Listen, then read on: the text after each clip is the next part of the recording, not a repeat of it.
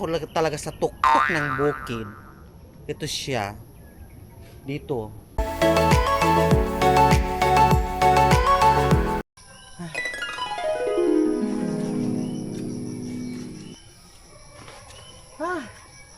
Dito na.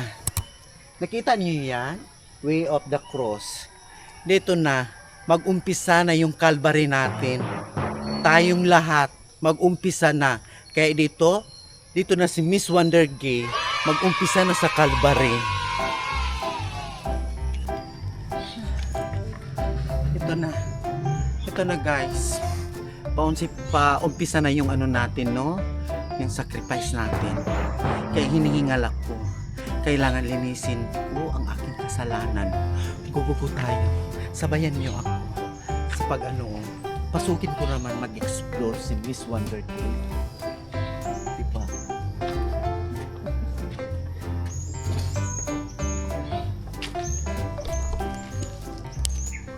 Okay. Habang naglalakad ako guys, paakyat, at dito ko naririnig ng napakagandang nature pala.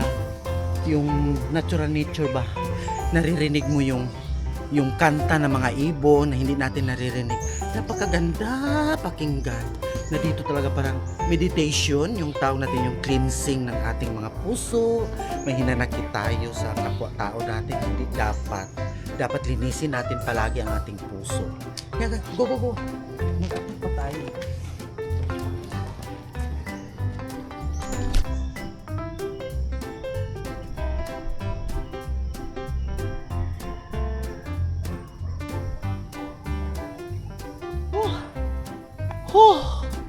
Hindi basta-basta guys. Makarating ka sa purong bato. Nandito.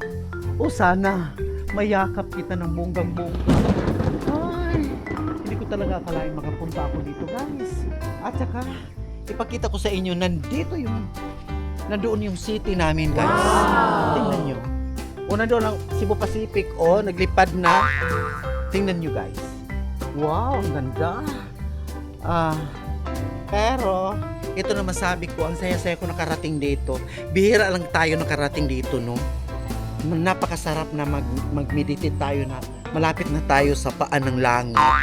Tingnan nyo guys, ang ganda, maliwalas talaga ang mind mo, mawala yung stress natin. Ang sarap ng pakiramdam.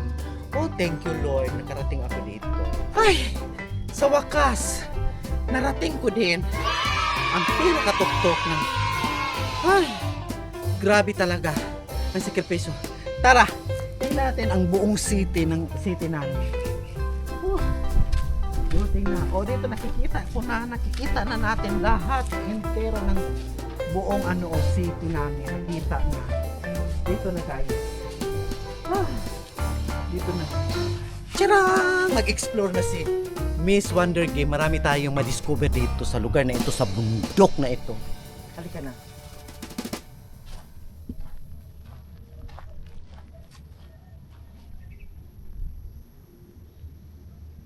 Alam mo guys, nandito ako talaga sa tuktok ng bukid.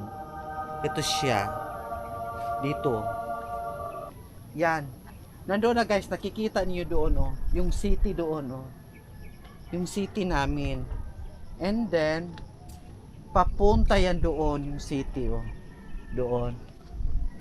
Tapos, alam niyo yan dyan sa city, nadaanan ko na yan papunta doon, yung daan, papunta doon. Tapos, dyan ang puno ng malaking bato. Sa likod yan may daanan papunta doon.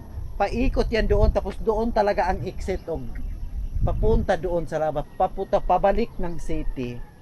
Diba, nakita na ninyo guys. Ngayon, tumalon ako. Yaks!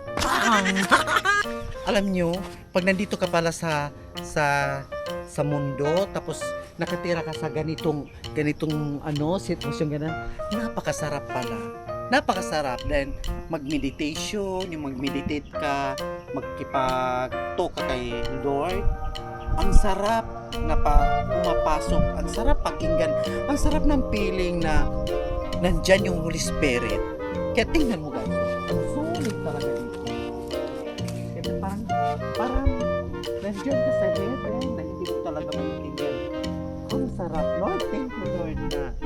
dinala mo talaga ako dito na, alam mo guys, kasi habang malakas pa yung tuhod natin na makarating tayo sa iba-ibang lugar, ay explore natin para ma-explore natin at malaman natin kung ano diyang lugar na yan at ano yan.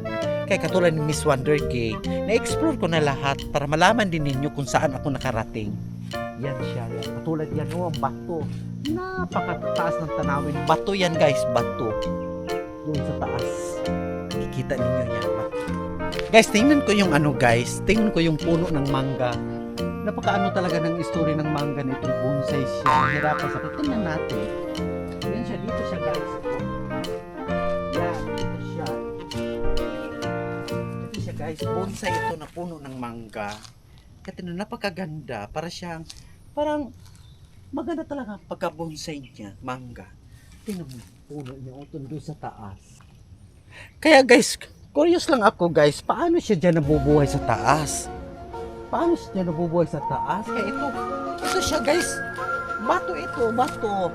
Ito bato.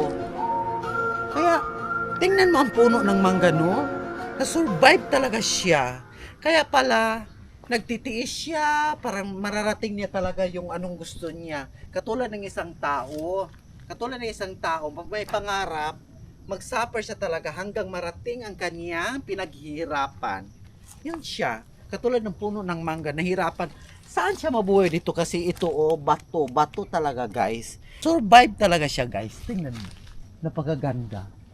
Okay, guys.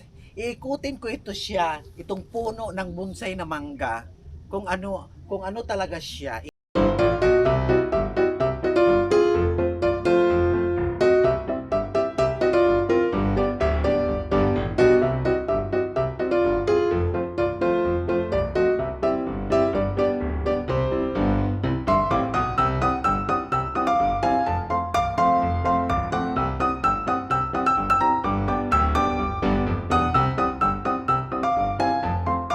Ikot ko na siya guys. Oo. Ganon din ang naramdaman ko pala. Ito pala siya. Hindi basta-basta pala yung ano niya. Pinaghirapan niya dito. Nakatayo siya sa ibabaw ng bato. Kaya survive talaga itong puno ng mangga na ito.